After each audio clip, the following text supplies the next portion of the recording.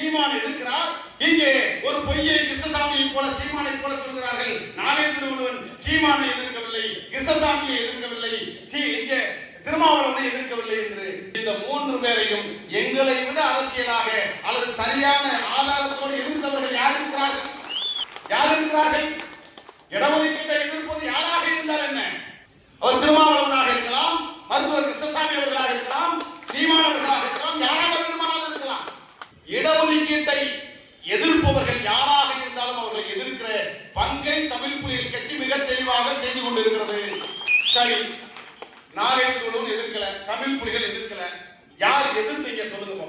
யார் எதிர்த்தீங்க? திருமாவளவனை கண்டித்து கண்டன ஆர்ப்பாட்டம் என்று எந்த தலைவன் வீதியிலே வந்து பேசியிருக்கிறார்கள்?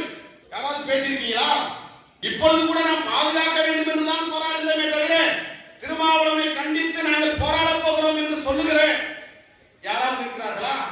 கிருஷ்ணசாமியை கண்டித்து நாங்கள் போராட போகிறோம், சீமானை கண்டித்து நாங்கள் போராட போகிறோம், நாங்கள் எல்லாம் போராட போகிறோம், தமிழ் புலிகள் வரவில்லையே என்ற குற்றச்சாட்டை நியாயமாக வையுங்கள்.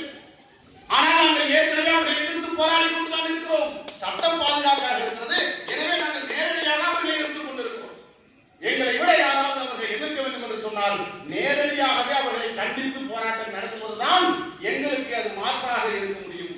நீங்க பாதுகாக்க வேண்டும் என்று சொன்னால் பாதுகாத்து தந்த திமுக நன்றி சொல்லி மாநாடே போட்ட கட்சி தமிழ் புலிகள் கட்சி. எத்தனையோ கருத்தரங்குகளை போட்டாச்சு. எனவே இந்த இடஒதுக்கீட்டு விவகாரத்தில் தமிழ் புலிகள் கட்சி உறுதியோடு இருக்கிறது என்பதை விட தெளிவோடு இருக்கிறது என்பதை முக்கியம்.